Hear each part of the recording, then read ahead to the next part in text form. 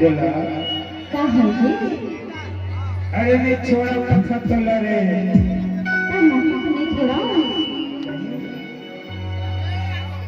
अरे बोला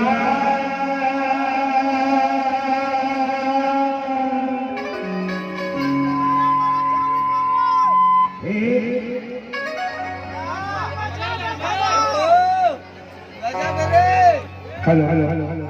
हे मोर बोला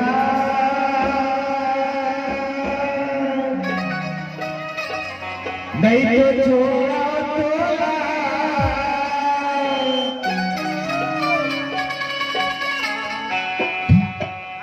हरे दे दे न चुम्मा बला तेरे औलाहु में चतुलाओ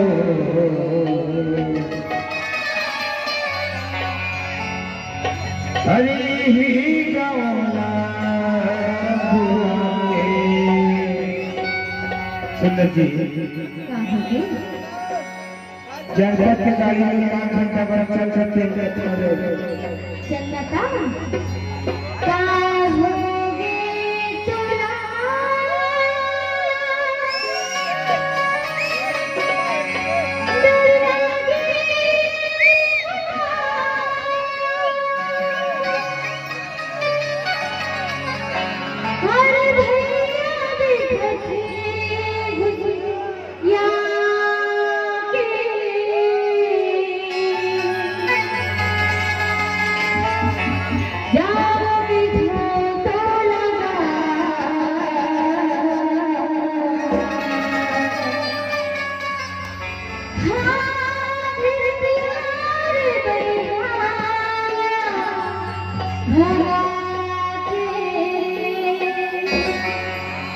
हे मोर बोला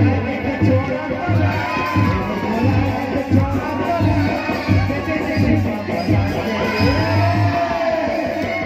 लहू को तोला लहू को तोला लहू को तोला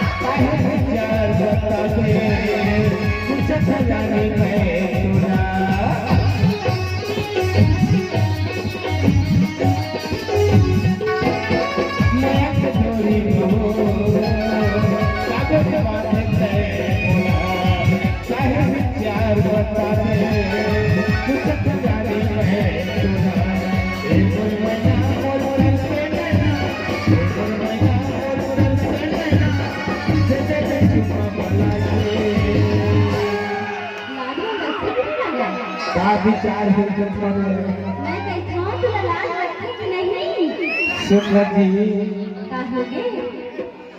हमर छोटे मन चला देवे बाप बेटा कलाकारी उतर गए ना का खर गल जा मत हो कथा और लहू को तोला रे लहू को तोला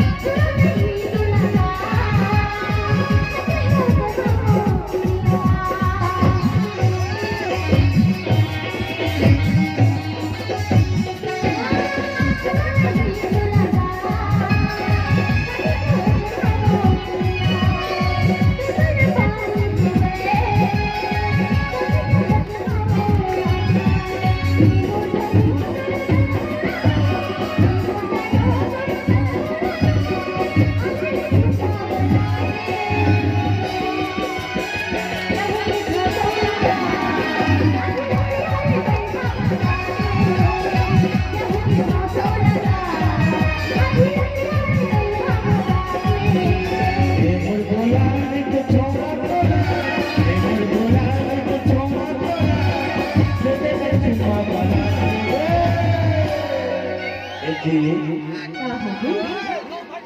देख के वो निकाला बैठे मुंह में धाग लेकर के छोड़े दादा को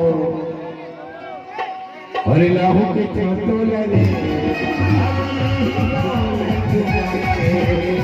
लाहू के छोटो लगी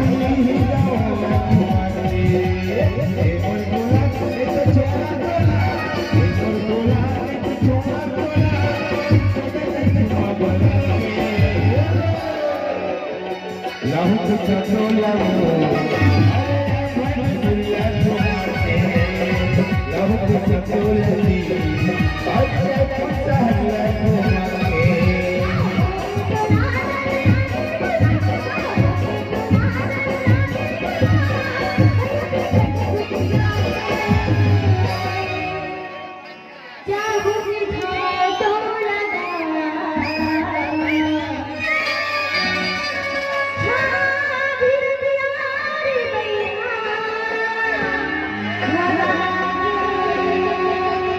सुनना ज्यादा नहीं बोल सकती अरे लाहू की बातों लगे